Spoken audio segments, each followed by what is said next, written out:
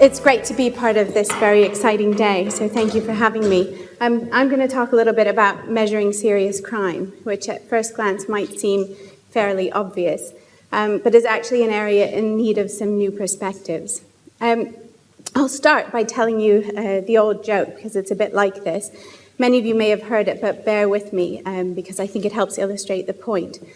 A man's walking home from work one evening, and he sees a drunk scrambling around on the floor beneath a lamppost looking for something. He says, "Are you okay? Can I help?" And the man on the ground says, "No, I'm looking for my keys." So the man says to him, "What happened? Did you drop them there?" And the guy says, "No, I dropped them over there, but the light's better over here." So there are many areas of crime that are actually well within that kind of well-lit area, and we can see what's going on. But in many areas, we also don't know how what we can see relates to the bit that we can't see. So we don't really know whether it's a bit like this iceberg, and the bit that we can see is telling us about a whole load of other activity that's going on beneath the surface related to that. Or is it just that the bit that we can see is floating around on its own, and therefore maybe not telling us that much about the portion that's not visible? Well, for many areas of crime like burglary and theft, at least one of the participants in the crime, or one of the parties to the crime, I should say, has an interest in telling the police about it, right? They quite like to get their iPod back, or the goods that were taken from their home. So that kind of crime gets reported, and they tell someone about it. And if the police investigate, and if they think it's a crime, then it gets recorded, and it turns up in police-recorded crime statistics.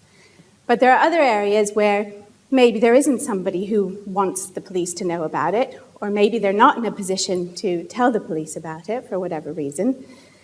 And some of that crime then gets captured in crime victimization surveys, where we give the whole sort of population-based sample a chance to talk about their experience of crime victimization. So the British Crime Survey, for example, in the UK, has helped give us a much better idea of some of that crime that wasn't coming up in police-recorded crime.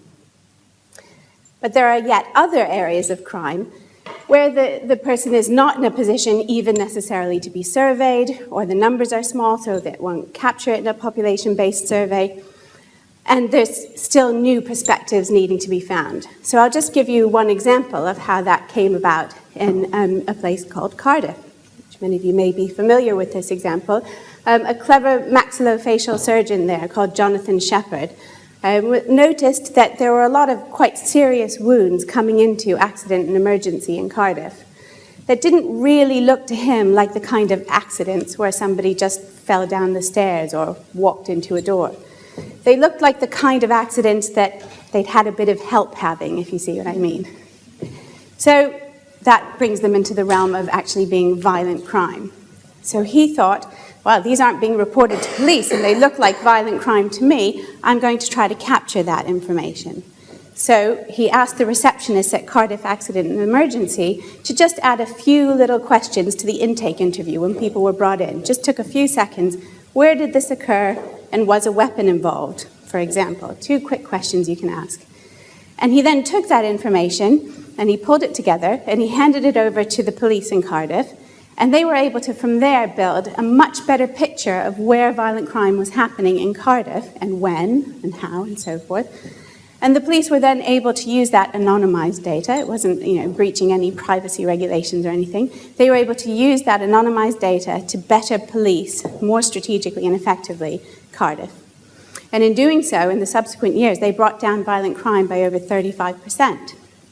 And it stayed down, actually, and it's still low relative to other similar towns, or cities, I should say.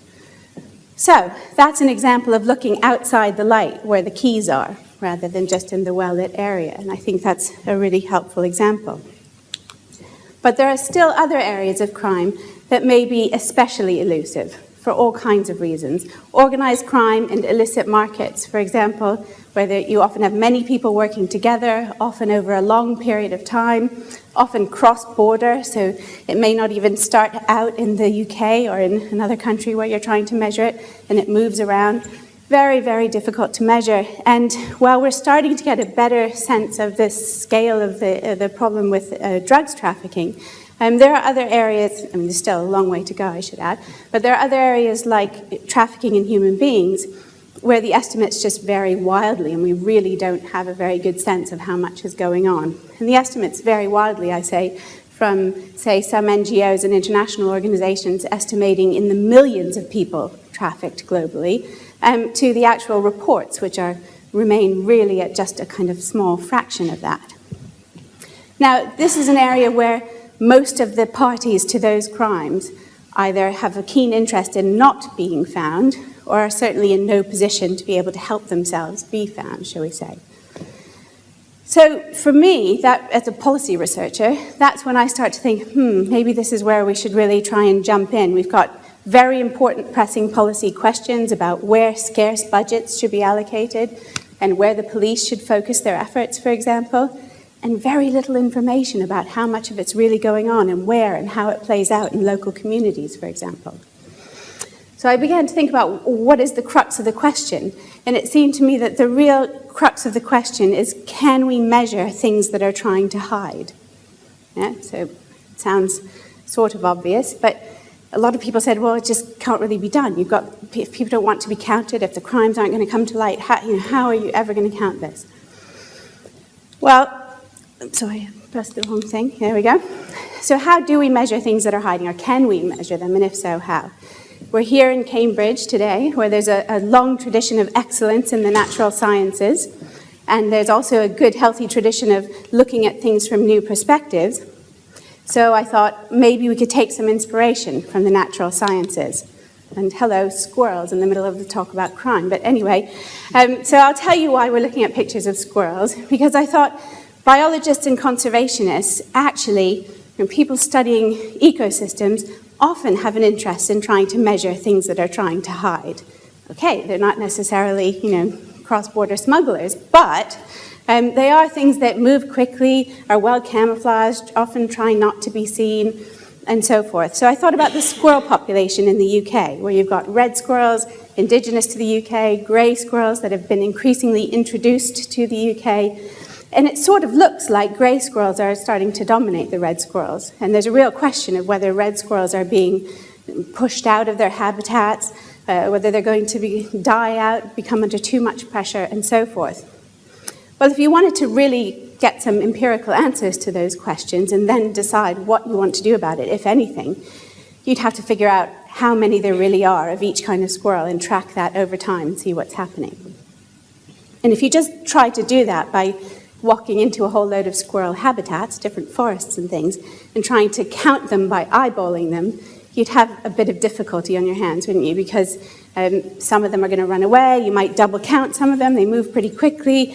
How do you know which ones you've already counted? If you just thought, I can see a lot more grey squirrels, then you might suddenly have to ask yourself, but wait, is that because they're much more confident and they're unafraid of being seen by humans? Or is it just because there are so many more of them that there are just millions of them and they couldn't possibly all hide? Or is it because they really are the dominant sort of squirrel group in this habitat? Well, when scientists want to, at least this is what I understand, the scientists in the room can correct me, but when scientists want to try and study squirrel populations, one of the things they can do, instead of trying to count the very things that are trying hard to remain hidden often, is to think about what happens in the day-to-day life of a squirrel. What activities do they do? Eating, running about, and so on. And what traces of that activity, of those activities, are left behind that you might be able to count more reliably than the squirrels themselves, for example. So they eat and they leave droppings and they leave tracks. Well, very conveniently, red squirrels and grey squirrels like to, well, they prefer anyway, different types of cones. I think it's Norway spruce and large-seeded broadleaves. So one thing you could do to gain a more reliable estimate than just eyeballing the squirrels is to count up the different numbers of squirrel-eaten cones in a given habitat and estimate up from there. So how many of each kind of squirrel are likely to be here? Sorry, wrong one. So does this relate at all to organized crime and illicit market activities? Well, if you think carefully about, I suppose many of you have possibly never thought carefully about the day-to-day life of illicit markets, and if you have, you probably don't want to tell the former policeman in the room. But if you do think carefully about the day-to-day life of different illicit markets, then you think, actually, there are different activities, and we're more familiar with this in the drugs field than in others, I think, in some cases. But there are different aspects of the activities that do perhaps leave traces behind that maybe we can use to try and estimate up from there. Now, I'm not saying in any sense that you would just count the number of syringes lying around and think that told you about the drugs problem. No one indicator is going to give you some kind of complete picture. But I began to think about what we know about these illicit markets and whether it can help us do this. And we actually have a really good head start. Sudhir Venkatesh's excellent work, ethnographic studies of drug gangs in Chicago, tells us a lot about the day-to-day life of illicit drugs markets and illicit drugs gangs in their communities. So we can start from that kind of very careful ethnographic study of what's going on in a drugs market. Well, of course, if you study a drugs market carefully, one of the things you find is that there are elements of it that are quite similar to ordinary markets, right? And there's a supply chain, there's production, wholesale, retail, distribution, all of that sort of thing does go on. Another thing that goes on is that at some point in the process, in some drug supply chains, is the addition of cutting agents to make a little bit go quite a lot further to help maximize profits, because that's obviously what they're aiming to do.